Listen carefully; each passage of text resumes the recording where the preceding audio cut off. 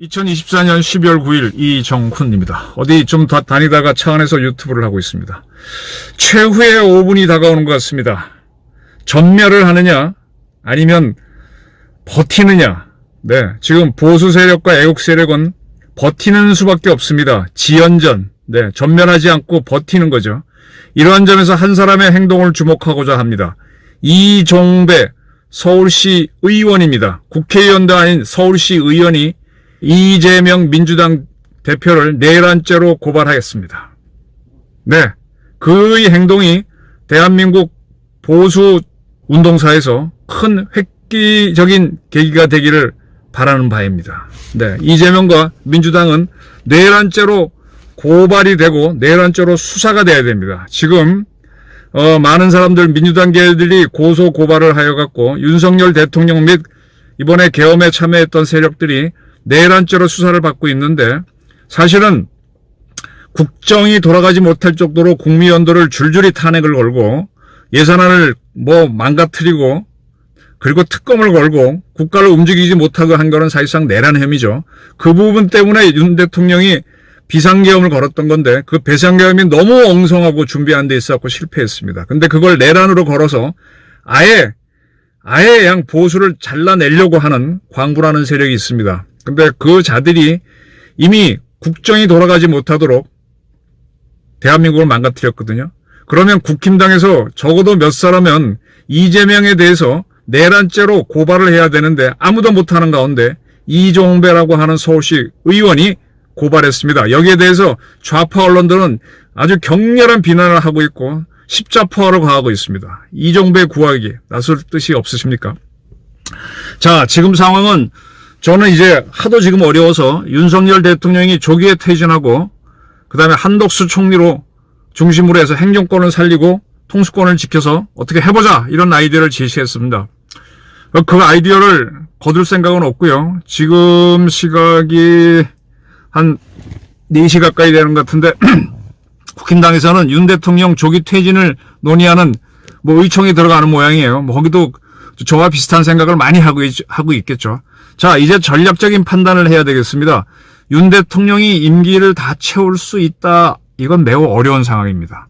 자, 윤 대통령이 퇴임을 하는데 언제 퇴임하느냐가 문제가 되겠죠. 하야를 하느냐. 이제 어차피 지금 주사파의 아바타인 이재명 세력들이 날뛰는 세상이 됐는데 그거를 최대한 막다 보면은 또 누군가가 도와주죠. 뭐라 그럴까요? 6.25 직전에 북한이 기습을 했을 때 우리가 우왕좌왕 다 죽어갔었죠.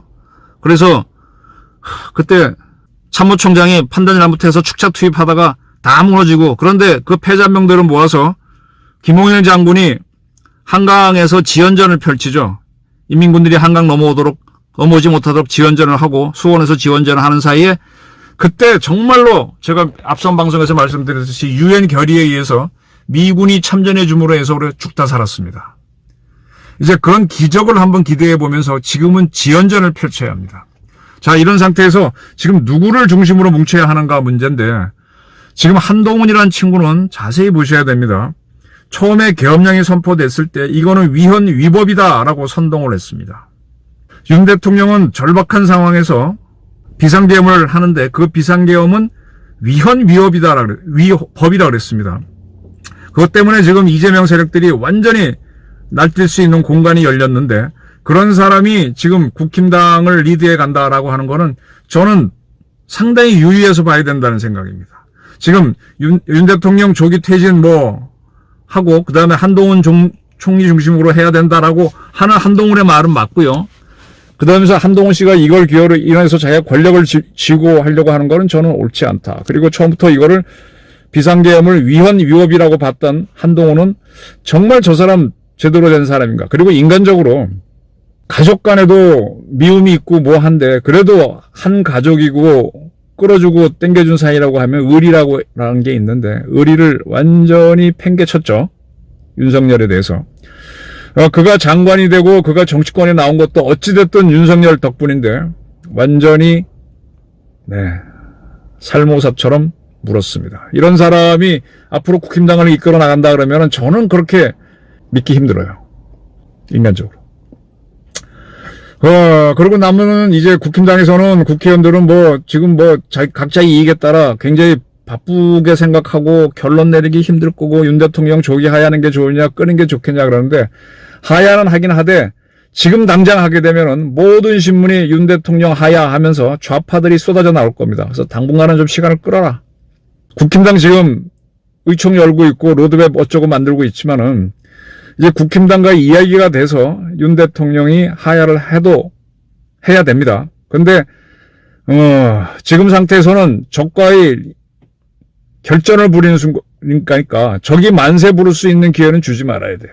내가 지더라도 어차피 지는 게임을 하더라도 적이 만세 부를 수 있도록 져주면 안 된다 이겁니다. 조금 시간을 끌고 윤 대통령이 식물 대통령이고 또 좌파들이 이재명이 계속 탄핵을 걸고 특검을 걸고 하더라도 조금은 계속 회의하는 모습을 보이면서 끌어라. 그리고 12월 12일 법원에서 조국에 대해서 어떻게 대법원 확정 판결이 나오는지 보고요. 그리고 지금 법원에서도 1심 판결이 나오면 3-3 해서 6개월 내에 대법원 확정 판결이 나오도록 했죠. 지금부터 길게 잡으면 6개월, 한 내년 5월까지면은 이재명에 대해서 적어도 한 건은 유죄, 무죄가 나올 겁니다.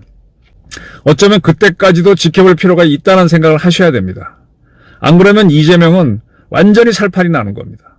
지금 윤 대통령이 하야를 조기에 해버리면 국정원 수습됐을지 몰라도 정치적으로는 완전히 되면서 오히려 또 사법부가 겁을 먹어서 이재명한테 유죄를 못 주는 상황까지도 계산해 봐야 된다라는 얘기입니다. 지금 제가 윤 대통령이 워낙 지금 통치불능이라서 조기에 하야를 하고 한 총리 중심으로 뭉치자라고 했는데 지금 한 총리 속도 사실은 알 수가 없죠. 근데 지금까지 대처를 한 게 보고 보면 그럭저럭 잘하셨어요.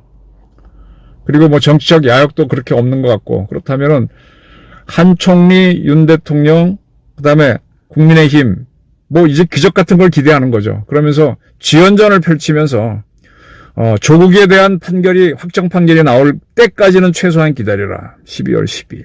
그다음에 이재명에 대한 2심 지난번 위진교사는 무죄가 나왔지만은 유죄가 나온 거 있었죠. 그 2심을 지켜보고 그러면 또 여론이 춤을 춥니다. 그리고 지금 계속 이재명 세력이 윤 대통령에 대해서 탄핵을 밀어붙이면 국힘당에서 김혜진가 이런 친구처럼 이제 서서히 제2의 안철수들이 나오겠지만 일단 그런 꼴을 당하더라도 버텨야죠. 버티면서 그러면 국민들도 쭉 보면서 그래 윤 대통령도 한심하지만 이재명은 진짜 아니다. 저자도 지금 사법부에서 유죄가 나오는 주제에 뭐 저러냐 하면서 그러면서 이제 뭔가 윤석열을 대체할 인물이 나올 시기를 벌자는 거죠. 한동훈은 아니니까. 이제는 참 이 지연전을 해야 됩니다. 그런 면에서 서울시 의원 이종배 씨가 이재명을 내란죄로 고발해 준 거는 참으로 중요한 사건입니다. 지금 이재명 세력이 분명히 내란에 준하는 행동을 했죠. 그래서 비상계엄이 선포된 게 있습니다. 지금 국힘당은 많은 논의를 하겠지만 이종배 서울시 의원과 같이 지금은 마주 힘이 없는 것 같지만 이재명과 그리고 수없이 특검을 발의한 세력들, 탄핵을 한 세력들을 내란 세력으로 고발하십시오.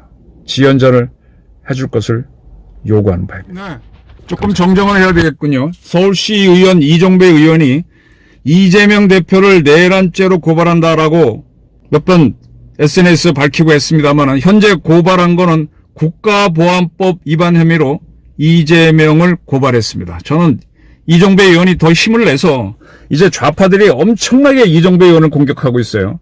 내란죄로 이재명을 고발해 주기를 기대합니다. 이종배 의원 힘내십시오. 감사합니다.